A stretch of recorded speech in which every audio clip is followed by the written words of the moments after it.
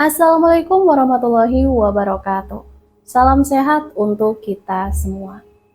Semoga kita semua selalu mendapat lindungan Allah Subhanahu wa taala ya. Diberikan nikmat sehat walafiat serta dimudahkan segala urusannya. Amin ya robbal alamin. Nah, kesempatan kali ini Mimin akan membagikan satu cerita misteri. Seperti apa ceritanya? Mari kita mulai.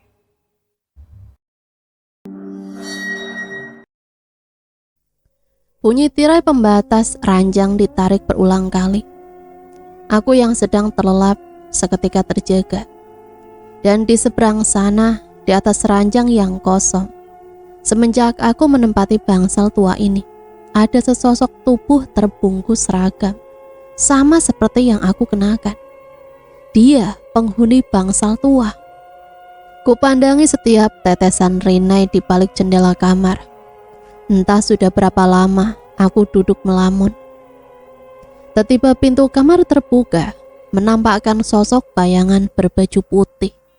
Perawat yang bertugas mengantarkan obat. Ini kan masih pagi, berarti jadwal suntikan antibiotik. Ya, aku sedang dalam perawatan di sebuah rumah sakit tua di kotaku. Satu-satunya rumah sakit khusus untuk penyakit kulit. Aku menderita cacar air aneh. Aku sebut aneh karena sudah lebih dari 6 bulan. Penyakit tersebut tidak kunjung hilang dari tubuhku. Sudah beberapa dokter penyakit kulit aku datangi, juga dokter penyakit dalam. Bahkan aku pernah mendatangi salah seorang dukun sakti. Namun hasilnya nihil. Mereka angkat tangan setelah segala usaha maksimal telah dilakukan. Orang tuaku pun tidak putus asa, meminta usaha pertolongan dari siapa saja yang menurut mereka mampu untuk mengobatiku. Dan akhirnya aku harus berakhir di sini. Pagi ini jadwal antibiotik lagi ya Mbak, ucap perawat yang akrab disapa Suster Gina tersebut sambil tersenyum ramah. Iya Sus, angguku dan kemudian menurunkan sedikit karet celana agar dia bisa leluasa mengakses sekitaran bokongku. Terasa sedikit perih saat jarum suntiknya menembus lapisan kulit, membuatku mencengkram ujung bantal guling yang sedang aku peluk. Selesai, ujar perawat itu setelah menyelesaikan tugasnya. Iya, makasih suster. Balasku meringis sambil menggosok-gosok bekas suntikannya. Saya permisi dulu ya. Nanti setelah jam makan siang, saya kembali untuk mengantarkan obat. Ucapnya diiringi bunyi pintu yang ditutup. Aku kembali dengan aktivitas yang sebelumnya, berbaring sambil menatap ke arah jendela, menghitung jumlah tetesan hujan yang menempel di kacanya, yang perlahan mengantarkanku ke dalam lelap. Hari mulai beranjak malam, suara lalu lalang orang di luar sana sudah tidak terdengar. Kuregangkan otot-otot yang mulai terasa kaku akibat terlalu sering berbaring. Tiba-tiba terdengar bunyi pintu, seolah dihantam sesuatu, kemudian terbuka dengan paksa. Disusul deritan berulang kali memecah keheningan ruangan yang sedang aku tempati, membuatku terlonjak saking terkejutnya. Aku menanti siapa kira-kira yang menyebabkan keributan itu. Hening.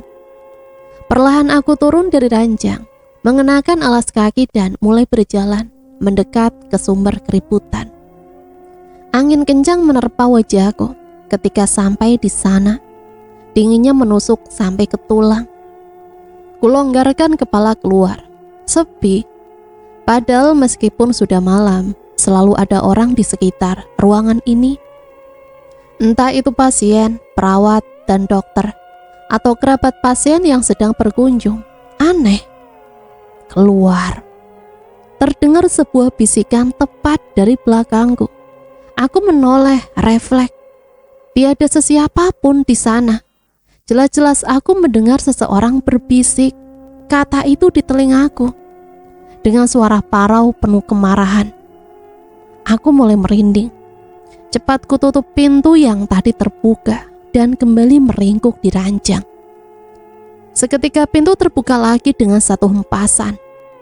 keluar atau aku akan membunuhmu." Suara itu lagi-lagi mengagetkanku. Sangat jelas kali ini seperti berasal dari arah pintu yang sedang terbuka. Entah karena didorong oleh rasa penasaran atau mungkin karena ketakutan, aku melompat dari ranjang, berlari ke arah luar. Sama, tiada satupun orang di luar. Aku mulai berjalan menyusuri lorong rumah sakit, seperti ada yang menuntunku. Semua ruangan yang aku lewati hening, seolah tidak berpenghuni. Langkahku terhenti tepat di sebuah bangunan yang tertutup rapat. Pegangan pintunya terlilit rantai besi dan gembok. "Mbak, Mbak." Suara seseorang tiba-tiba mengagetkanku yang sedang berdiri mematung. Aku menoleh, ada seseorang perawat tengah berdiri di belakangku. "Oh, ini ruangan apa, Sus?" Tanyaku sedikit gelagapan. "Oh, itu dulu sebuah bangsal khusus untuk para penderita lepra. Tapi sekarang sudah ditutup dan semua pasien dipindahkan ke gedung baru," jawab si perawat menjelaskan. "Mbak sedang apa di sini malam-malam?" Lanjutnya seolah menyelidik keberadaanku di sini. "Oh, itu saya tadi berjalan-jalan dan tiba-tiba sudah ada di sini," jawabku sedikit berbohong. "Sebaiknya Mbak kembali lagi ke ruangan. Cuaca malam sedang tidak bersahabat. Takutnya udara dingin bisa berakibat buruk bagi kondisi Mbak. Mari saya antar," ujarnya menawarkan jasa untuk mengantarku kembali ke ruangan. Iya Sus, makasih." Anggukku kemudian mengikutinya. Aku menoleh ke belakang dan terkejut. Di depan pintu yang tertutup rapat itu ada seseorang. Oh bukan, ia seorang wanita tua, kurus, dan agak sedikit pucat, sedang berdiri sambil melambai-lambaikan tangannya, seolah memanggilku. Kuhentikan langkah dan memusatkan perhatianku pada sosok itu. Hilang.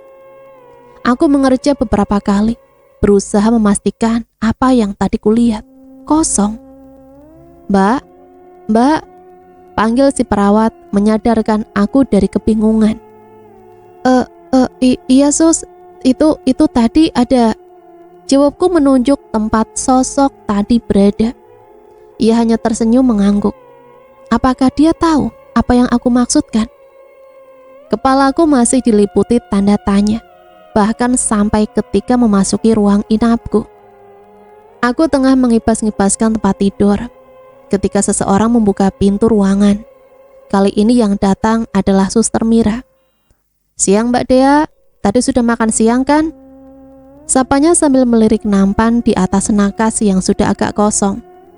"Siang Suster," jawabku dengan anggukan, sekaligus mengakhiri kegiatan merapikan tempat tidur dengan melipat selimut dan menaruhnya di ujung ranjang.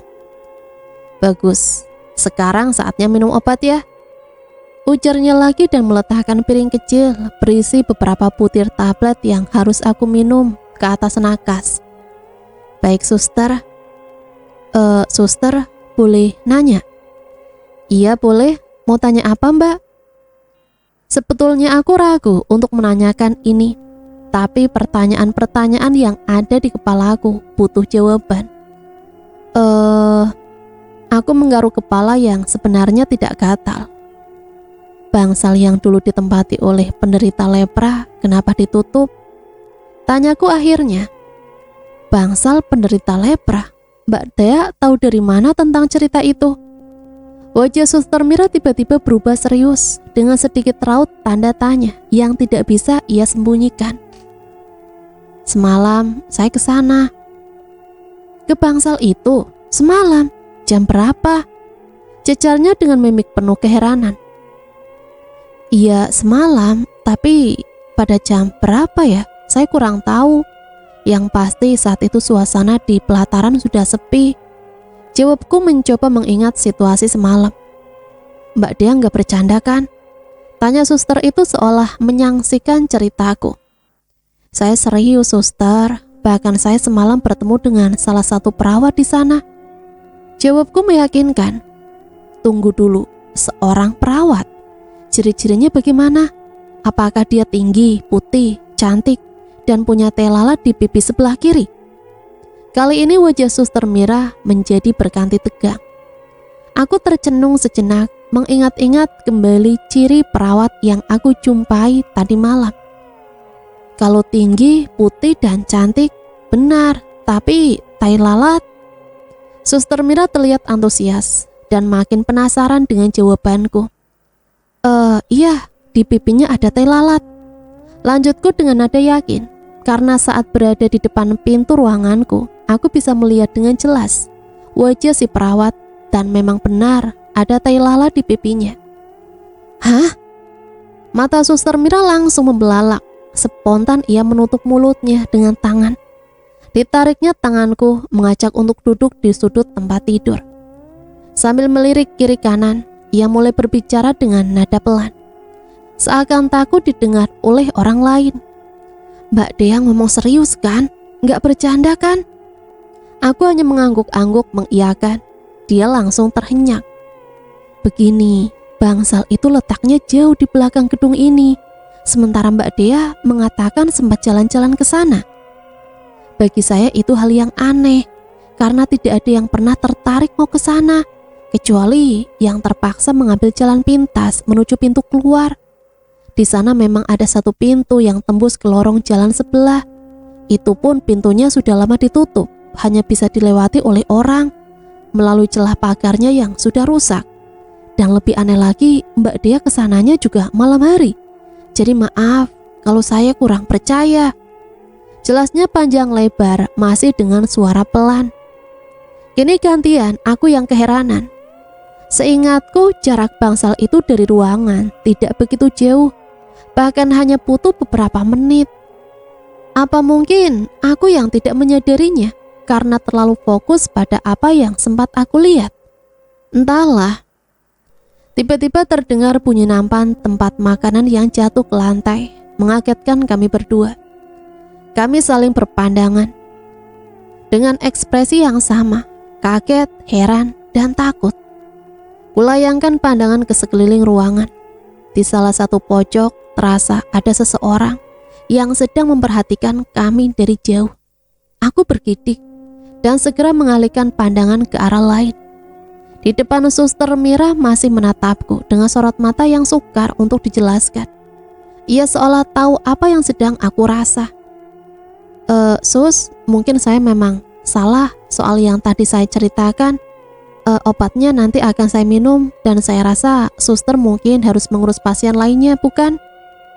Ujarku mencoba mencairkan suasana agar tidak tegang. Aku mengedipkan sebelah mata, isyarat agar dia paham dengan maksudku. Iya benar, saya hampir lupa. Jawabnya dengan senyum yang dipaksakan. Ia sempat memutar matanya, melirik sekilas ke sisi kanan sebelum akhirnya keluar dari ruanganku. Aku lantas memungut nampan yang terjatuh tadi dari lantai dan menaruhnya kembali di atas nakas.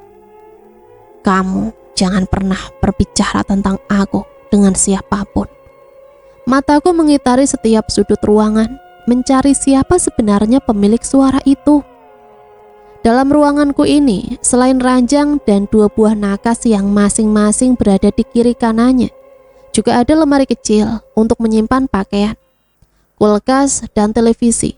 Jangan ditanya, karena bisa punya ruangan sendiri saja tanpa bercampur dengan pasien lain, bagiku sudah lebih dari cukup. Tiba-tiba terdengar, bunyi apa lagi itu? Aku menghela nafas panjang, kemudian menghembuskan secara perlahan, mengusir beban di kepala dan juga yang kini menghimpit dadaku. Oh iya, bukankah aku belum minum obat untuk siang ini? Kurai gelas berisi air di atas nakas, lalu mengambil butiran tablet dari dalam piring, memasukkannya sekaligus ke dalam mulut dan mendorongnya dengan beberapa tegukan air. Aku berharap salah satu dari obat tersebut bisa membuatku ngantuk. Entah sudah berapa lama aku tidur. Ketika terjaga, ruanganku nampak remang. Hanya diterangi cahaya dari lampu pelataran yang masuk melalui celah kusen pintu. Aku mengelihat, bangun, berusaha menggapai saklar yang ada di samping tempat tidur.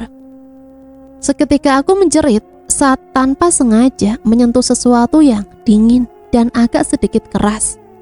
Bukan, itu bukan tombol saklar, melainkan seperti sesuatu yang hidup dan bergerak. Tapi apa? Belum hilang rasa terkejut, tiba-tiba ada yang meremas pergelangan kakiku dan menarikku. Aku sedikit terseret dan hanya bisa berpegangan pada tepi ranjang. Salah satu tanganku berusaha menggapai saklar lampu. Aku mendapatkan saklar tersebut. Ruanganku kini terang benderang, dan ternyata aku cuma sendiri. Tidak, aku yakin ada seseorang sedang bersamaku saat ini. Aku menatap ke sekeliling, mengikuti putaran bola mata. Tak puas, aku langsung turun dari ranjang dan mengintip ke bawah kolong. Barangkali dia bersembunyi di sana. Nihil. Aku terduduk di lantai dan bersandar pada nakas. Ku coba menarik nafas dalam-dalam sambil menyisir rambut ke arah belakang dengan kedua tangan. Ada apa sebenarnya ini? Sepanjang malam aku terjaga.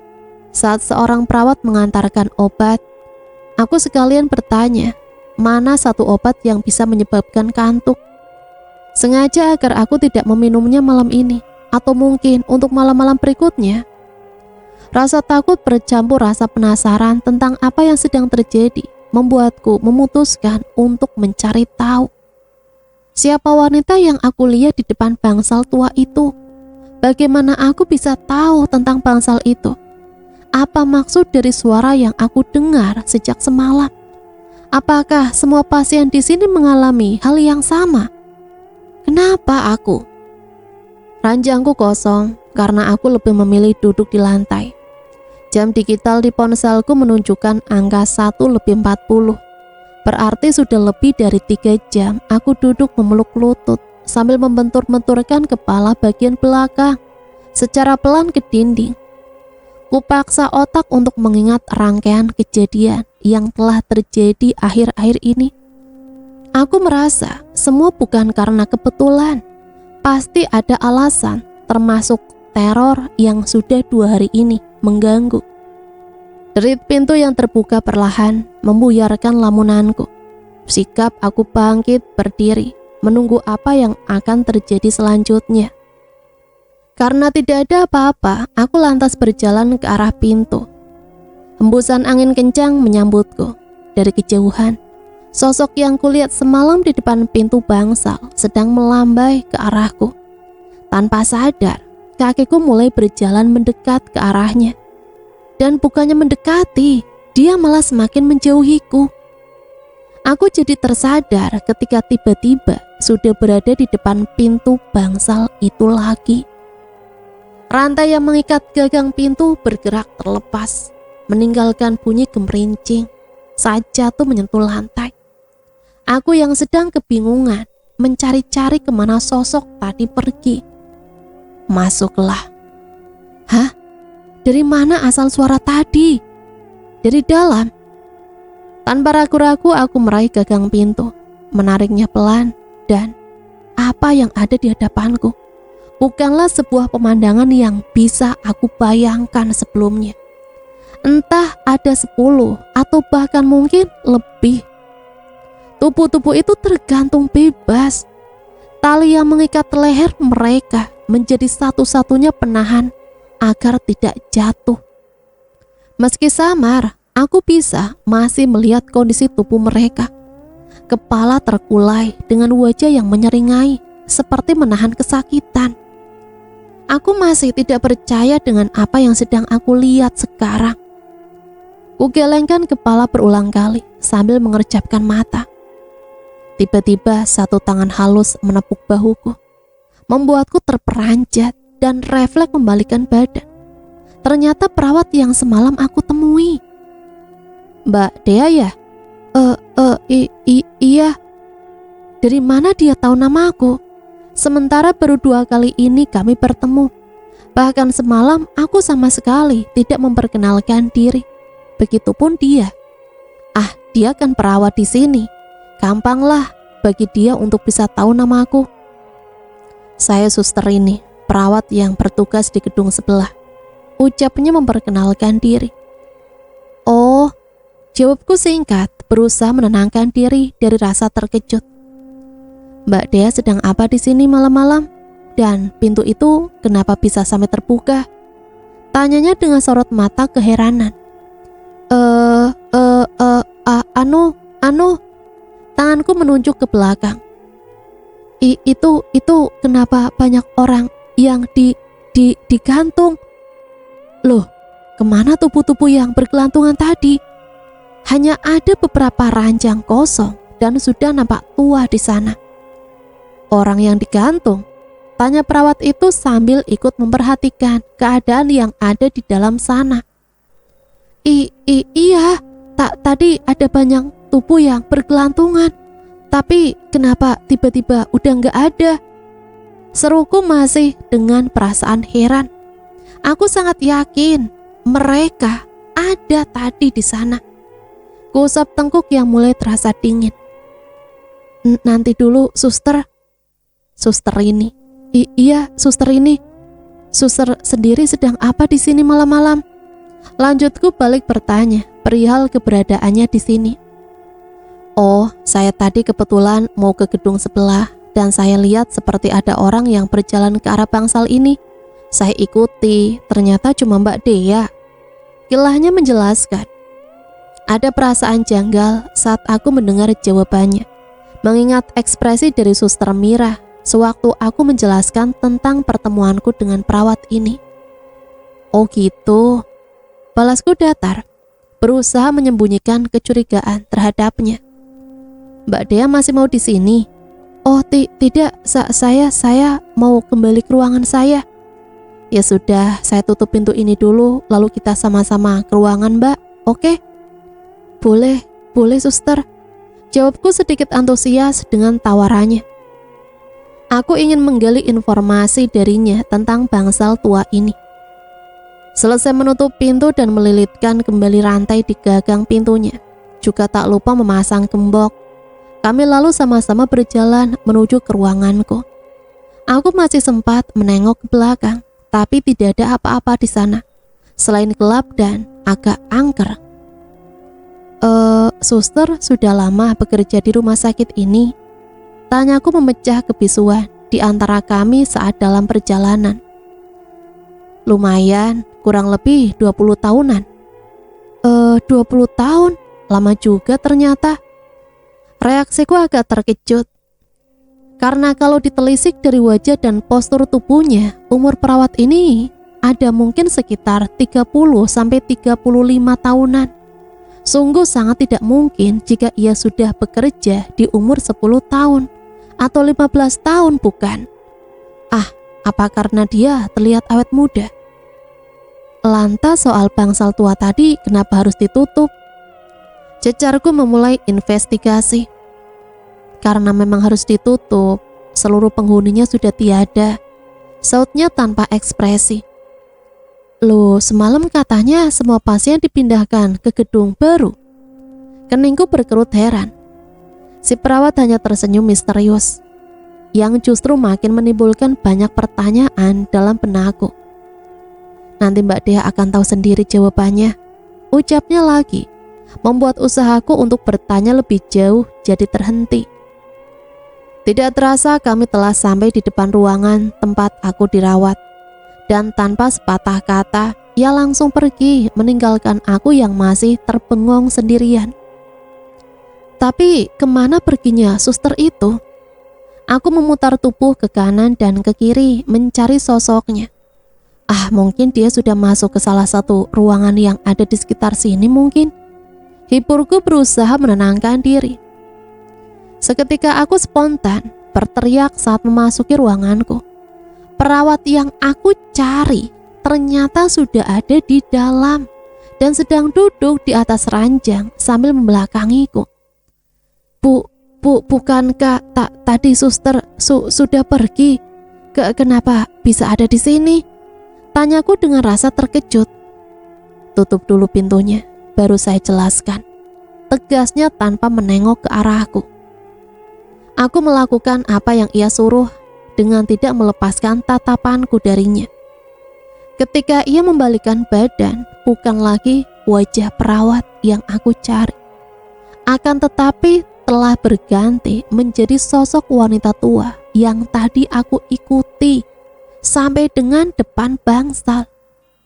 Aku menelan salivah membasahi kerongkongan yang tiba-tiba terasa kering.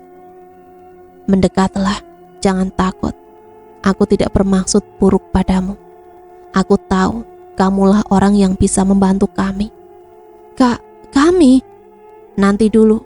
Suara itu sama persis dengan suara yang selama ini aku dengar. Apakah dia orangnya?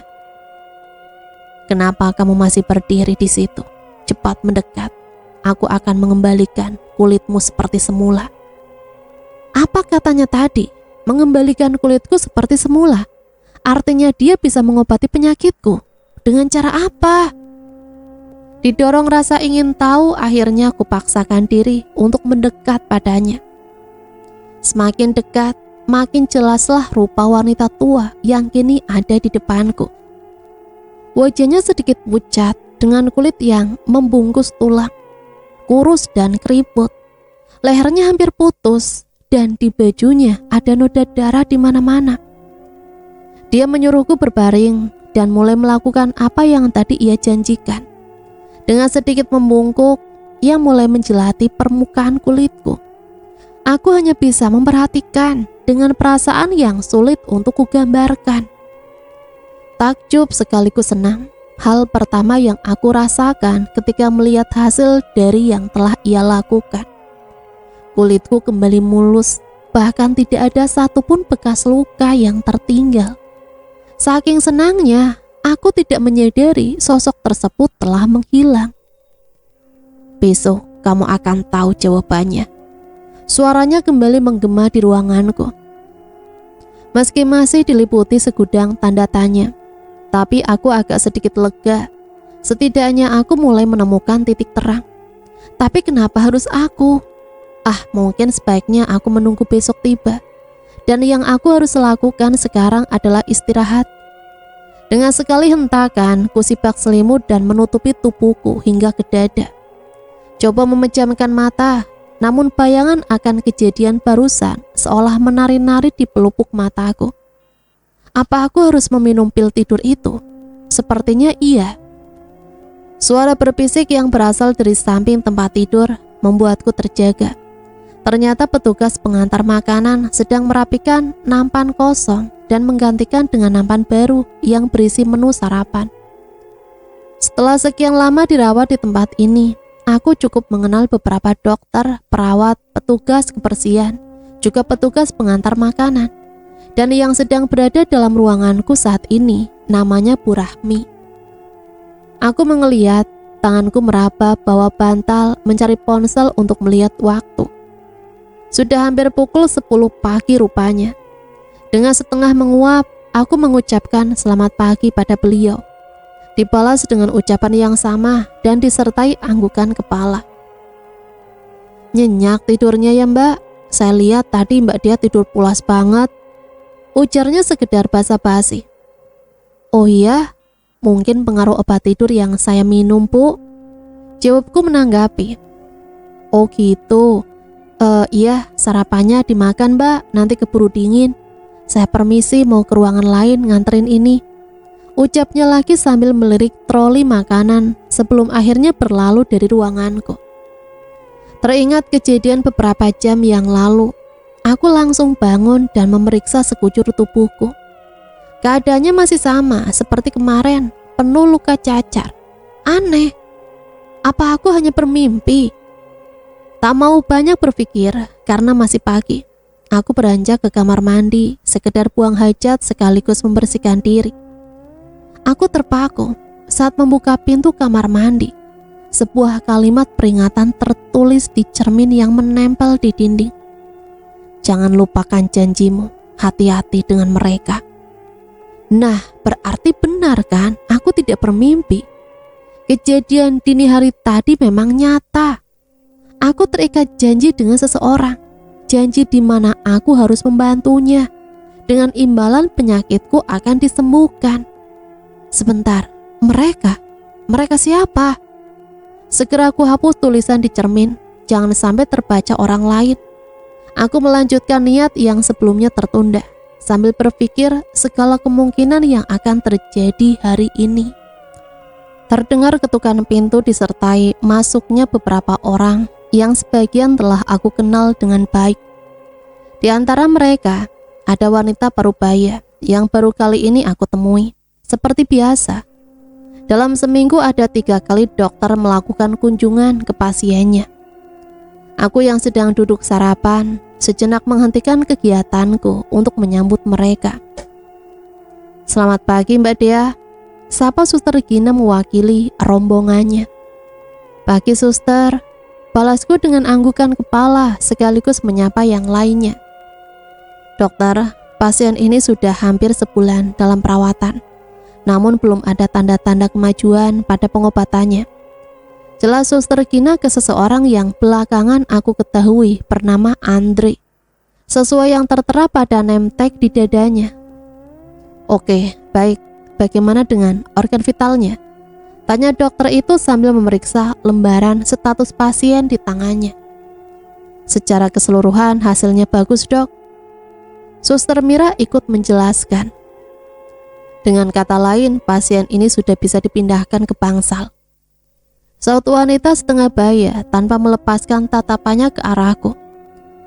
Sejujurnya aku merasa jengah dengan tatapannya itu.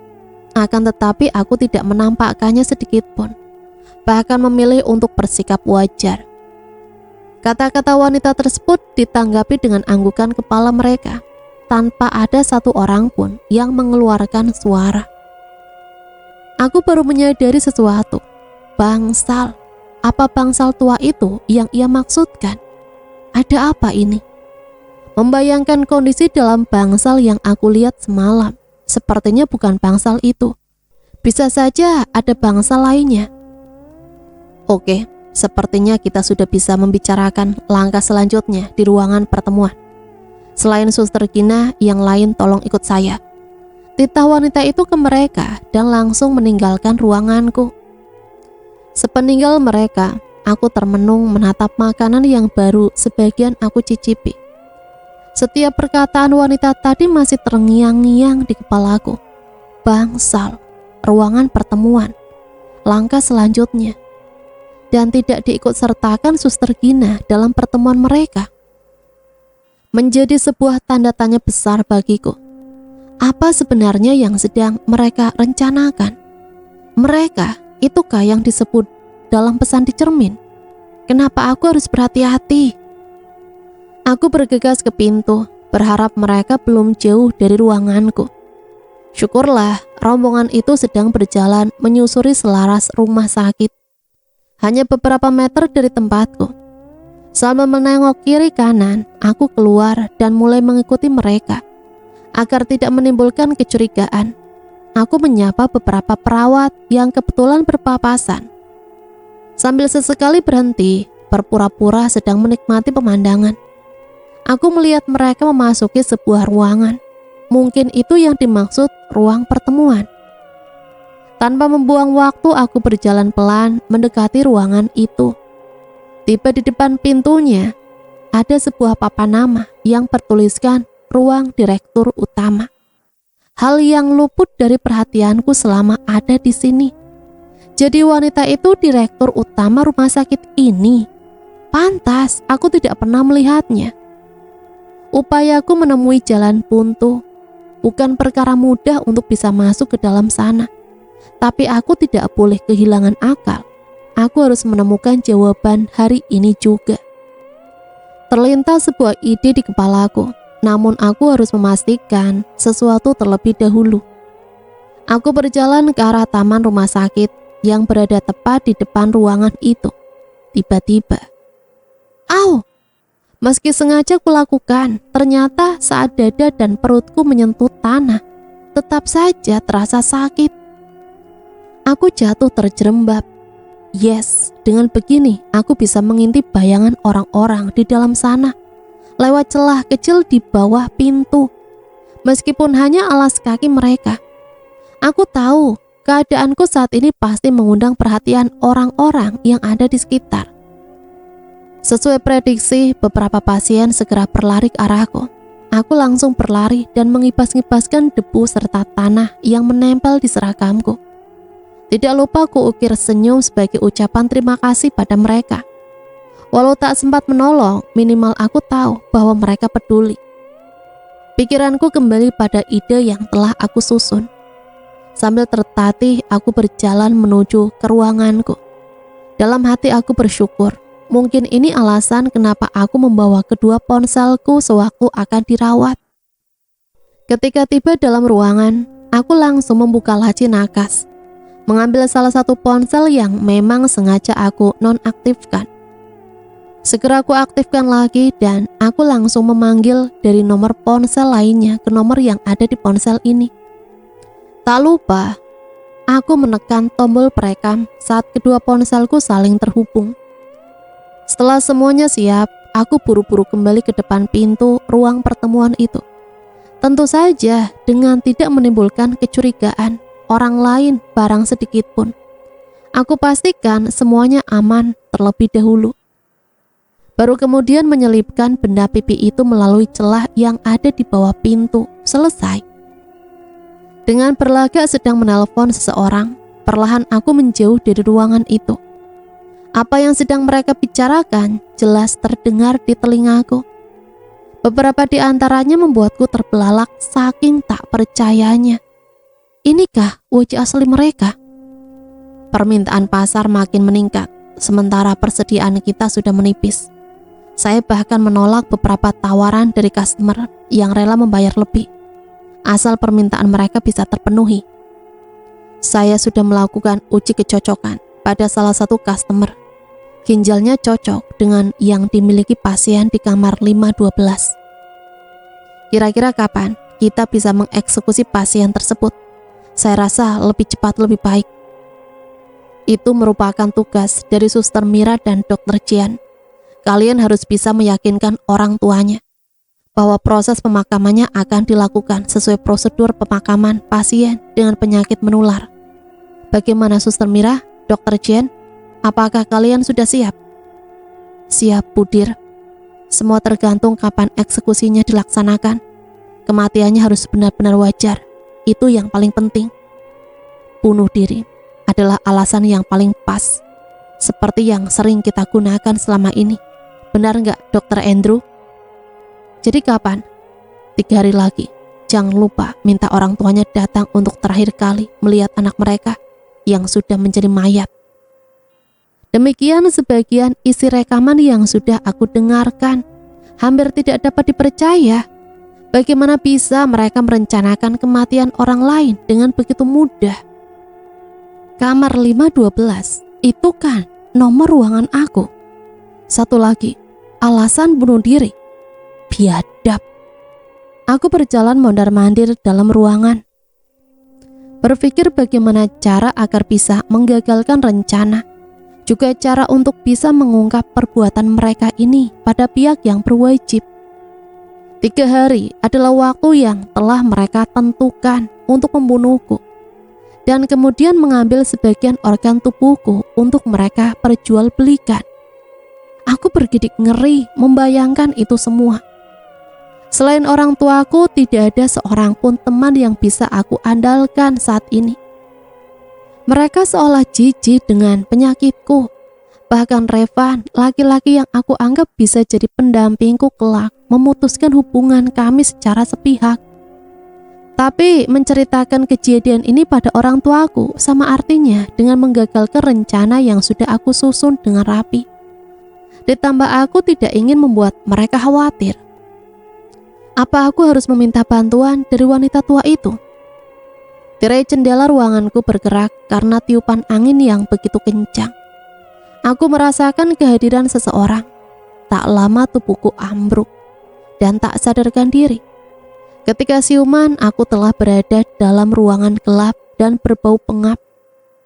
Sejauh yang bisa tertangkap oleh penglihatanku, ruangan ini hanya diisi 6 buah ranjang, termasuk yang sedang aku tempati.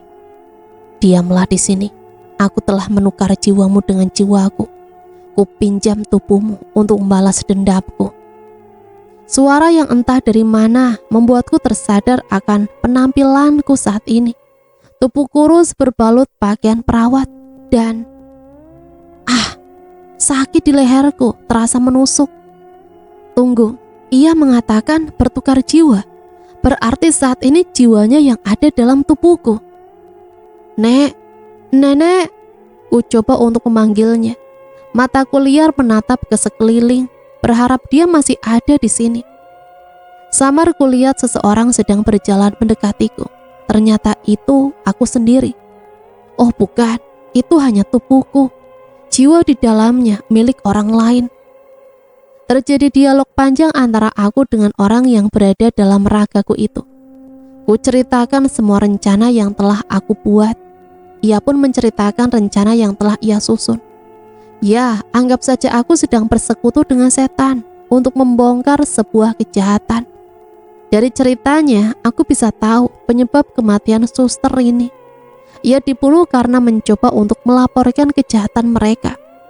Ia sendiri yang akhirnya aku tahu bernama Suster Lia. Terpaksa bunuh diri karena merasa malu akibat diperkosa oleh salah satu dokter senior di rumah sakit ini. Dokter itulah yang kini menjadi suami dari wanita pemimpin sekaligus pemilik rumah sakit. Untuk kematian para pasien tidak perlu diceritakan lagi ya. Semua sudah jelas dalam rekaman pertemuan mereka. Tibalah hari pengeksekusianku. Dalam bangsal ini mereka menggantung tubuhku yang sudah dalam keadaan pingsan. Skenario yang mereka buat sungguh sempurna. Tubuhku ditinggalkan dalam keadaan menggantung hingga keesokan harinya.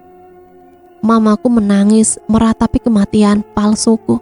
Sementara papa hanya bisa menunduk sambil berusaha menenangkan mama. Aku tak mampu membendung air mata lagi. Kekejaman yang mereka lakukan sudah di ambang batas kewajaran. Di depan orang tuaku, mereka berpura-pura menurunkan mayatku. Kemudian berjanji untuk mengurus jenazahku hingga membantu untuk memakamkan. Mereka tidak mengizinkan orang tuaku untuk membawa jenazahku ke rumah dengan alasan bahwa aku memiliki penyakit menular yang sangat berbahaya.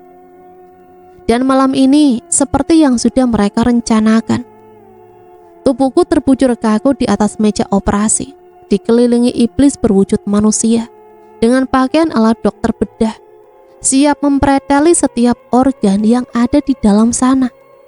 Semuanya terjadi di dalam bangsal tua di depan mataku yang tanpa bisa melakukan apa-apa. Bunyi pintu yang didobrak paksa menyusul masuknya beberapa pria berpakaian polisi, lengkap dengan senjata di tangan masing-masing, mengejutkan para iblis itu. Hal yang aku tunggu sejak tadi. Sepertinya rencana kami berjalan dengan baik. Aku senyum-senyum sendiri, membayangkan reaksi orang tuaku nanti saat pulang ke rumah, terutama mama. Kulitku telah bersih, tanpa bekas cacar sedikit pun. Wanita tua itu menepati janjinya.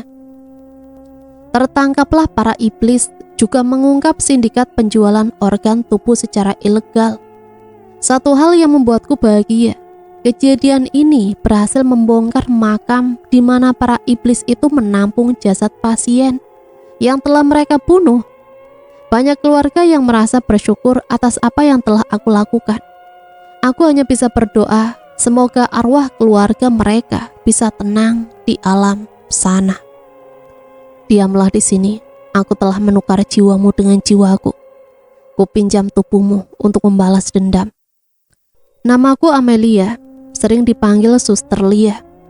Sebelum meninggal, aku telah mengabdikan hidupku selama hampir 30 tahun di rumah sakit ini. Dari semenjak aku gadis, menikah kemudian menjanda karena suamiku sering melakukan kekerasan pada aku. Dulu rumah sakit ini adalah sebuah panti asuhan. Pemiliknya adalah orang tua dari Dr. Imelda, wanita yang sekarang menjabat sebagai direktur utama rumah sakit. Arwah yang bersemayam dalam tubuhku mulai menceritakan sejarah penyebab kematiannya. Aku mendengarkan dengan seksama. Aku dan Imelda adalah sahabat baik. Setiap pulang sekolah, ia akan menemaniku mengurus anak-anak panti. Bahkan ketika dia memilih untuk jadi dokter, dia meminta orang tuanya untuk memasukkan aku ke sekolah perawat. Setelah lulus, aku langsung mengabdi di rumah sakit ini. Sedangkan Imelda melanjutkan pendidikan spesialisnya ke luar negeri. Di sana ia bertemu dengan seorang laki-laki yang juga sedang mengambil spesialis, namanya Dr. Haris. Setelah menyelesaikan pendidikan, mereka lalu pulang ke tanah air. Tidak lama setelah itu, mereka kemudian menikah dan mengambil alih rumah sakit. Saat itu aku telah menjanda. Ia melanjutkan lagi ceritanya. Dan hal tersebut diketahui oleh Dr. Haris. Setiap ada kesempatan, dia selalu mencari celah agar bisa mendekatiku. Hingga pada suatu malam, ia mulai terisak. Ketika jadwal piketku sama dengan jadwal Dr. Haris sebagai dokter jaga di rumah sakit, dia memanggil aku ke ruangannya, kemudian memperkosa aku. Kali ini sang arwah tidak lagi terisak, namun mulai menangis terseduh-seduh. Aku hanya mampu memandanginya dengan perasaan iba. Aku tidak bisa mengadukan perbuatannya pada siapapun, bahkan pada sahabatku yang juga telah menjadi istrinya. Dia mengancam akan menyebarkan fitnah bahwa akulah yang menggodanya. Dan bukan hanya sekali, hampir setiap jadwal kami bersamaan, dia pasti akan melakukannya. Aku hanya bisa pasrah dan tak mampu melakukan perlawanan. Aku jadi merasa tertekan dan malu. Itu sebabnya aku memutuskan untuk mengakhiri hidupku dengan cara menggantung diri dalam bangsal ini. Ia mengusap air mata sekaligus mengakhiri ceritanya. Oh iya, kalau tidak salah tadi kamu mengatakan bahwa kamu memiliki rencana untuk membongkar perbuatan mereka. Kira-kira rencana apa itu? Boleh aku tahu? Suaranya masih terdengar basah, namun tidak lagi bergetar seperti saat dia menangis. Aku ingin melaporkan mereka pada polisi. Kebetulan aku memiliki bukti yang bisa menguatkan laporanku itu. Bukti tersebut adalah rekaman pembicaraan mereka dalam ruangan pertemuan tentang rencana mereka untuk membunuhku, kemudian menjual organ-organ yang ada dalam tubuhku. Semuanya tersimpan dalam ponsel yang ada di laci nakas ruanganku. Aku punya beberapa kenalan polisi. Mungkin aku bisa mengirimkan rekaman tersebut pada mereka. Akan tetapi, aku bisa membantumu. Ujarnya memotong perkataanku. Dea, sejak awal kamu masuk ke rumah sakit ini, aku tahu kamu adalah orang yang selama ini kami nantikan. Tunggu, kami? Iya, aku, suster ini, dan arwah orang-orang yang kamu lihat menggantung dalam bangsal itu. Selepas dia menyebut kata orang-orang, tiba-tiba yang disebutnya muncul. Dengan keadaan yang pernah aku lihat, tubuh tergantung pada seutas tali yang melilit di leher. Berada tidak jauh dari ranjang yang sedang kami duduki. Aku sudah tidak merasa takut, meski begitu, aku cukup kaget dengan kehadiran mereka yang secara tiba-tiba. Perawat yang sudah 2 malam ini kamu temui adalah salah satu korban dari kejahatan mereka. Dia tidak sengaja mendengar pembicaraan Imelda dengan beberapa dokter di ruangannya. Saat ini ia ingin mengantar status medis seorang pasien yang dikabarkan hilang pada Imelda. Dari pembicaraan yang ia dengar, ternyata pasien tersebut tidak pernah hilang, melainkan dibunuh. Dia mencoba melaporkannya pada polisi, namun karena tidak adanya bukti yang ia punya, laporannya tidak ditanggapi. Salah seorang dokter mengetahui apa yang sudah dia lakukan dan akhirnya ia pun dibunuh. Jadi karena itulah perbuatan mereka tidak pernah terungkap hingga saat ini. Benar. Dan kedatanganmu ke sini membuat kami jadi memiliki harapan untuk bisa mengungkapkannya. Kamu gadis yang cerdas dan berani. Hanya saja nasibmu sedang kurang beruntung saat ini. Penyakit yang sedang kamu derita sekarang adalah hasil perbuatan seseorang. Ia adalah sahabatmu sendiri. Demi mendapatkan orang yang kamu cintai, dia rela melakukan apa saja. Itu bukan penyakit biasa. Karena itulah aku mampu untuk menyembuhkannya. Dengan syarat kamu harus membantu kami tentunya. Aku mengangguk. Sekarang aku mengerti kenapa harus mengalami kejadian aneh dalam beberapa hari ini. Suster, apa yang dulu mereka lakukan pada orang-orang yang ada di sini? Bisikku pelan sambil melirik tubuh-tubuh yang sedang bergelantungan. Oh, selain suster ini, mereka adalah para pasien yang sedang dalam perawatan. Penyakit mereka sebenarnya masih bisa disembuhkan. Akan tetapi pengobatan yang mereka dapatkan bukan untuk penyakitnya, melainkan untuk menjadikan mereka sebagai target yang nanti akan dibunuh. Aku yakin para iblis itu melakukan hal yang sama padamu. Benar, orang-orang jahat itu memang pantas disebut iblis. Lalu apakah kematian mereka tidak menimbulkan kecurigaan dari keluarganya? Penjelasan dari Suster Lia semakin membuatku penasaran. Ia hanya menggeleng. Para iblis itu sangat pintar menyusun skenario. Pasien yang akan mereka bunuh dibuatnya satu persatu bahwa telah bunuh diri. Mereka akan melarang keluarga dari pasien untuk membawa jasadnya pulang ke rumah. Dengan alasan penyakit dari si pasien sangat berbahaya dan akan menular pada orang lain. Untuk itu mereka akan menawarkan bantuan, bakal mengurus jenazahnya sampai dengan pemakaman. Nasibmu nanti akan seperti mereka. Lanjutnya yang membuat aku jadi bergidik ketika membayangkan. Jadi, apa rencana suster selanjutnya? Aku masih penasaran dengan apa yang sedang arwah ini rencanakan. Kamu tahu alasan aku menukar jiwamu dengan jiwaku, agar kamu tidak merasakan sakitnya ketika mereka menggantung tubuhmu. Biar aku sendiri saja yang menanggungnya. Kamu cukup berdiam diri dalam tubuhku. Keesokan harinya seperti yang sudah direncanakan, beberapa dokter dan perawat yang kemarin mengadakan pertemuan sedang berjalan ke arah ruangan perawatan Dea. Sus, kamu sudah menyiapkan suntikannya? Tanya salah seorang dokter pada Suster Mira. Ia adalah dokter senior yang pernah diceritakan Suster Lia, Dokter Haris. Sudah dok, jawab Suster Mira yang dibalas anggukan kepala dokter tersebut. Tanpa mengetuk pintu terlebih dahulu, mereka langsung masuk ke ruangannya Dea. Mereka tidak mengetahui jika kedatangannya memang sudah dinanti sejak tadi. Pagi Mbak Dea. Pagi Sus, dok. Balas Dea dengan ramah. Jauh berbeda dengan keadaan semalam. Suster Mira mengamati perubahan itu dalam diamnya. Mbak Dea, hari ini kami akan memberikan beberapa suntikan. Salah satu obat dalam suntikan ini akan membuat Mbak Dea tertidur hingga beberapa jam ke depan. Obat ini sengaja diracik untuk membunuh beberapa virus yang ada di dalam tubuh Mbak Dea. Dengan harapan semoga penyakit Mbak Dea cepat sembuh. Baik dok, terima kasih sebelumnya.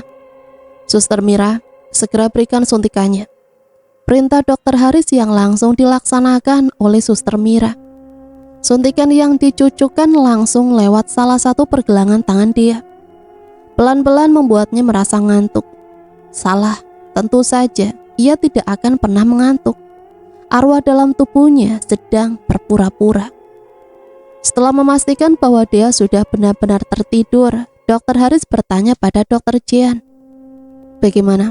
Orang tuanya sudah dihubungi? Sudah dok, mereka sedang dalam perjalanan menuju ke sini.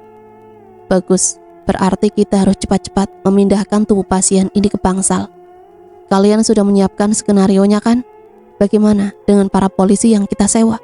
Apakah mereka sudah datang? Mereka sedang menunggu di ruang pertemuan dok, siap menerima perintah. Kalau begitu, arahkan mereka ke bangsal. Kita tunggu sampai kedua orang tuanya benar-benar ada. Baru setelah itu saya akan memberi suntikan obat penghenti jantung agar ia terlihat sudah mati. Seru Dokter Jian kepada beberapa pria yang berseragam polisi. Baik dok. Aku tidak tahu apa yang ada di benak mereka saat ini. Yang sedang mereka lakukan terlihat sudah sangat profesional. Masing-masing dari mereka melakukan tugasnya dengan sangat sempurna. Namun entah kenapa, tiba-tiba wajah mereka kulihat seolah terkejut. ketika menatap tubuhku yang sedang tergantung. Dan ternyata mereka dikejutkan oleh tubuhku yang mendadak bergerak. Kepalaku yang tadinya terkulai kini telah bergerak dengan mata yang terbuka dan menatap mereka satu persatu. Derap langkah kaki terdengar sedang mendekat ke arah bangsal, mengusik ketenangan orang-orang yang berada di dalamnya. Tak lama muncullah kedua orang tuaku bersama beberapa orang dokter, termasuk Dokter Haris dan juga istrinya. Dokter Jian yang sedari tadi berdiri dekat tubuhku langsung melakukan hal yang ia katakan tadi. Apalagi kalau bukan menyuntikkan obat penghenti jantungku. Tangis mama pecah begitu melihat keadaan tubuhku. Ia meraung-meraung sambil memanggil namaku. Papa dan beberapa orang perawat berusaha menenangkan mama. Tubuhnya lunglai jatuh ke lantai. Aku tidak mampu melihat pemandangan yang sangat menyedihkan ini. Papa dibantu beberapa perawat membopong tubuh mama keluar dari bangsal. Bapak dan ibu bisa melihat jasad Mbak Dia lagi di ruangan jenazah. Kami akan segera membawanya ke sana, kata Dokter Haris pada papa yang hanya bisa mengangguk lemah. Dokter tersebut lalu memberikan satu isyarat pada Dokter Jian yang langsung mengangguk. Paham dengan arti isyarat itu, kulihat ia kembali menyuntikkan sesuatu ke tubuhku. Kami selaku petugas yang diberi amanat menjaga dan merawat anak bapak dan ibu sangat menyesali kematiannya. Dalam hal ini kami mengakui telah lalai menjalankan tugas. Karena itu kami memohon maaf yang sebesar-besarnya, ucap Dokter Imelda membuka percakapan di antara mereka. Iya dok, kami paham. Jujur saya dan ibunya juga merasa bersalah. Kami terlalu sibuk dengan pekerjaan sehingga lupa bahwa ada anak yang membutuhkan kami di sisinya. Bahkan di saat-saat terakhirnya kami tidak sempat meluangkan waktu untuk menemaninya. Pak Rajasa, ayah Dea, menangkupkan kedua telapak tangannya ke wajah sambil terisak. Ia tidak mampu lagi menyembunyikan kesedihannya. Maaf Pak, Bu, sebagai penebus kesalahan kami ingin menawarkan bantuan untuk proses pemakaman Mbak Dea. Di samping itu sudah kita ketahui bersama bahwa penyakit Mbak Dea adalah jenis penyakit yang bisa menular dan sangat berbahaya. Pengurus jenazahnya juga harus sesuai protokol yang berlaku di setiap rumah sakit. Kami tahu Bapak dan Ibu pasti sanggup membayar biayanya. Namun untuk kasus Mbak Dea kami menggratiskan. Dokter Haris kini yang angkat bicara. Ucapan Dokter Haris mengundang reaksi yang sangat keras dari kedua orang tua Dea. Ibunya lantas menggeleng dengan cepat. Tidak, kami tidak setuju. Biarkan kami yang mengurus jenazah serta pemakamannya. Itu satu-satunya cara yang bisa kami lakukan sebagai bukti kasih sayang seorang anak kami. Begini Pak, Bu, aturan di setiap rumah sakit untuk penanganan pasien yang meninggal dengan penyakit menular, itu semua sama. Ada semacam protokol tindakan yang berlaku, mulai dari pengurusan jenazah hingga berlanjut ke proses pemakaman. Kami pihak rumah sakit tidak bisa melanggar aturan tersebut. Sanksi atas pelanggaran juga sangat keras, termasuk penutupan rumah sakit itu sendiri jika terbukti telah melanggar aturan. Dokter Imelda mengambil alih tugas untuk meyakinkan kedua orang tua Dea. Ia bahkan memberikan penekanan saat berbicara soal sanksi. Sekian lama berdebat, akhirnya kedua orang tua Dea kalah. Dan ia memutuskan untuk jenazah Dea dimakamkan oleh pihak rumah sakit. Aku sangat terkejut saat pintu bangsal dibuka secara tiba-tiba dari luar. Ruangan yang tadinya gelap, kini berubah menjadi terang benderang. Suster Mira masuk sambil mendorong sebuah troli besar. Ada semacam peralatan yang pernah aku lihat di ruang operasi, beserta lampu-lampunya di troli tersebut. Tak lama Dokter Jian pun masuk dengan sebuah brankar. Di atasnya terdapat sesosok tubuh yang tertutup selembar kain warna hijau. Menyusul satu persatu para dokter yang pernah aku lihat kemarin masuk dengan pakaian lengkap layaknya akan melakukan sebuah operasi. Apa mereka akan mengeksekusiku malam ini? Lalu bagaimana rencanaku dengan Suster Lia, dengan sang polisi? bagaimana caraku menghubungi polisi. Serta Suster Lia, kemana dia saat ini? Apa dia masih berada dalam ragaku? Mataku langsung terbelalak saat Suster Mira menyingkap kain yang menutupi tubuh di atas berangkar. Tidak salah lagi, itu memang aku. Tuhan, bagaimana ini? Tiba-tiba seketika, aku berada di tempat yang berbeda. Sebagian lampu yang berada di langit-langit gedung mendadak menyala, menerangi sampai ke sudut ruangan. Aku sempat terkejut karenanya. Sekali lagi mataku mengitari ke seluruh bagian yang ada di dalam gedung ini, hingga akhirnya berhenti pada semacam papan kayu bersusun yang sedang berdiri tegak. Nampak seperti pintu yang terbuka, menutupi lubang dan berada di tengah-tengah ruangan gedungnya. Rasa penasaran kembali menghampiriku. Perlahan aku mulai berjalan mendekati papan kayu tersebut. Namun langkahku terhenti karena tiba-tiba sebuah tangan kurus keriput terjulur menepuk bahuku. Aku terlonjak kaget. Suster, kamu memang sudah menjadi arwah, tapi bukan berarti kamu bisa seenaknya ngagetin aku terus dong. Untuk kesekian kalinya, Suster Lia berhasil membuatku terkejut. Tiba-tiba dia sudah berada di depan lubang yang terbuka itu. Aku mempercepat langkahku mendekatinya. Bukan hanya kaget dan terbelalak, tubuhku mendadak lemas ketika melihat penampakan dalam lubang tersebut. Tumpukan tulang belulang bercampur tengkorak kepala manusia terdapat di dalam sana. Aku memalingkan wajah sambil menutup mata. Itu apa, Suster? Aku menunjuk ke arah lubang, masih dengan mata tertutup. Kamu lihat sendiri kan, itu semua rangka dan tengkorak dari manusia. Iya, tapi siapa mereka? Pelan kubuka mata, mengintip apa yang aku lihat barusan. Mereka semua adalah korban para iblis itu.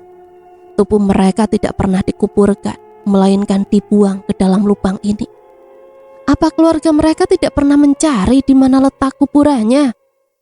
Para iblis itu selalu mengabarkan bahwa jenazah mereka telah dimakamkan di sebuah tempat jauh di dalam hutan, dan menakut-nakuti keluarganya dengan mengatakan penyakit mereka tetap akan menular meski telah dikuburkan. Bahkan ada salah seorang dari keluarga mereka juga ikut dibunuh karena ngotot ingin mencari tahu. Nasibnya diperlakukan sama, diambil organnya, kemudian mayatnya dibuang ke lubang ini. Aku hanya bisa berdecak sedih saat mendengar penjelasan dari Suster Lia. Tak bisa kubayangkan bagaimana jika seandainya nasibku sama seperti rangka dan tengkorak para manusia malang ini. Mungkin aku akan menjadi arwah penasaran juga. Aku bergidik saking ngerinya. Nanti kamu ajak polisi ke tempat ini. Tunjukkan padanya perihal lubang mautnya.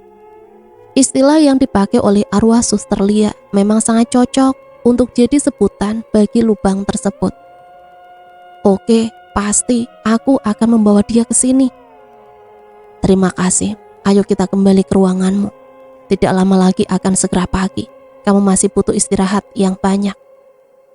Pemandangan yang kini ada di hadapan Dea membuatnya panik, namun tidak tahu harus berbuat apa. Suster Lia yang menjadi sekutunya dalam menjalankan rencana mereka, entah ada di mana keberadaannya. Padahal dialah satu-satunya harapan yang dia miliki. Sementara itu polisi beserta pasukannya telah berada dalam posisi siap menyergap. Info yang ia dapatkan tadi siang dari isi pesan WA-nya Dea. Ternyata benar, para dokter dan salah seorang asistennya sedang bersiap untuk melakukan operasi pengangkatan organ dalam tubuh dia. Sesekali ia mengintip lewat celah kecil yang bisa menembus ke dalam bangsal untuk mengetahui gerak-gerik setiap orang di dalam sana. Saya harap kalian semua bisa saling bekerja sama, saling membantu dan fokus pada tugas masing-masing. Para klien sudah menunggu kabar keberhasilan kita. Jadi jangan sampai gagal. Setiap organ yang nanti akan dikeluarkan dari tubuh pasien ini harus dalam kondisi baik dan sehat, paham? Dokter Imelda memberikan wejangan pada anak buahnya sebelum mereka memulai operasinya. "Siap, paham dok," jawab mereka serempak. Para dokter dan juga suster Mira sedang berdiri mengelilingi tubuh Dea yang kini dalam kondisi tidak sadarkan diri akibat suntikan anestesi. Tubuhnya yang juga sudah dalam keadaan tanpa selai benang menjadi visualisasi indah bagi mereka. Pisau nomor 10 telah berada di tangan Dr. Haris, siap membelah perut tubuh wanita yang ada di hadapannya ketika tiba-tiba bunyi hempasan daun pintu yang didobrak secara paksa mengejutkan semua yang ada di ruangan itu. Disertai masuknya Darmawan dan pasukannya dengan pistol di tangan masing-masing. "Angkat tangan, gedung ini sudah berada dalam kepungan kami. Diharapkan agar semua yang ada di sini tidak melakukan gerakan apapun. Anda semua kami tangkap atas laporan kasus penjualan organ tubuh." Polisi memberikan perintah kepada Dr. Haris beserta kawan-kawannya untuk tetap diam di tempat sambil mengangkat kedua tangan. "Anda jangan fitnah, Pak Polisi. Kami di sini sedang bersiap melakukan operasi terhadap salah seorang pasien." Dr. Haris berusaha menyangkal tuduhan yang dilayangkan kepada mereka. Darmawan tidak menjawabnya, namun langsung memperdengarkan isi rekaman yang ia dapatkan dari Dea. Mereka yang mendengarkannya hanya bisa tercengang sekaligus bertanya-tanya, siapa yang merekam dan membocorkannya pada polisi? "Anda semua berhak untuk diam, akan tetapi jauh lebih baik jika Anda mau bekerja sama. Untuk itu silakan ikut kami ke kantor dan berikan keterangan di sana." "Bribda Arya." "Siap, Komandan." Polisi itu memberi isyarat kepada anak buahnya untuk segera meringkus para tersangka yang akhirnya menurut tanpa perlawanan. Tak lama masuklah beberapa orang dokter yang dipimpin oleh Suster Gina. Mereka diperintahkan untuk mengurus jasad Dea. Sudut pandang Dea. Semua yang terjadi di depanku hampir tidak dapat dipercaya. Padahal aku sudah pasrah jika pada akhirnya riwayatku akan tamat di tangan para iblis itu. Ternyata, kembalilah ke tubuhmu. Mereka pasti akan panik jika kamu tidak segera sadarkan diri. Suara seseorang yang ternyata Suster Lia mengagetkanku dari belakang. "Suster, apa yang sebenarnya terjadi? Kenapa mereka melakukannya malam ini? Terus polisi kenapa dia bisa tahu kalau rencananya berubah?" "Nanti aku jelaskan. Sekarang yang terpenting adalah kamu telah selamat dan bisa kembali ke tubuhmu lagi." Aku tidak sempat menanggapi jawaban Suster Lia karena di saat bersamaan, entah bagaimana caranya, tiba-tiba aku merasa seperti baru tersadar dari tidur yang panjang. Ya, jiwaku telah kembali ke raga asalnya. Aku mengerjap karena melawan silau cahaya lampu yang masuk ke mataku. Dea, syukurlah, akhirnya kamu sadar juga. Kamu bisa mendengar suaraku kan? Dea." Suara seorang laki-laki terdengar menyebut-nyebut namaku, tepat di depan wajahku. Mataku masih belum bisa beradaptasi sepenuhnya dengan cahaya. Namun samar-samar aku melihat ada seseorang yang sedang tersenyum menatapku. Setelah makin jelas ternyata ia adalah Darmawan. Oh iya, Darmawan itu polisi yang menangani kasus ini ya. Dia adalah sahabatku. Aku tersenyum membalas senyumannya. "Wan," kata pertama yang keluar dari bibirku. "Iya, ini aku. Gimana perasaan kamu sekarang? Katakan, ada apa? Apa terasa masih sakit di badanmu?" Gurat kecemasan terpancar dari wajahnya, namun matanya tak lepas dari memandangku. Aku menggeleng pelan. Aku menelan salivah untuk membasahi tenggorokan yang justru membuatku tersedak dan kemudian batuk-batuk. Darmawan sigap mengambil gelas yang berisi air dan sebuah sedotan dari atas nakas. Kemudian mengarahkan ujung sedotannya ke bibirku. Aku langsung menyeruputnya hingga air dalam gelas habis. "Terima kasih," ucapku terus memandangnya. Ia hanya mengangguk tersenyum sambil meletakkan kembali gelas bekas minumku ke atas nakas. "Wan, aku pengen bangun, bosan baring mulu. Gak apa-apa gitu, kan kamu baru siuman, nanti kamu pusing lagi. Enggak apa-apa, aku ngerasa udah baikan kok, bantuin ya. Pintaku lalu mengeliat untuk siap-siap bangun, tapi Darmawan menahannya. Tunggu, kamu gak usah bangun, aku naikin kepala ranjangnya aja. Ujarnya sambil beranjak memutar tuas yang ada di ujung bawah ranjangku. Gimana, segini cukup? Ujarnya lagi memastikan kenyamananku dengan posisi yang sekarang jadi setengah duduk. Aku menganggukkan kepala, ia lalu kembali duduk di samping ranjang dekat denganku.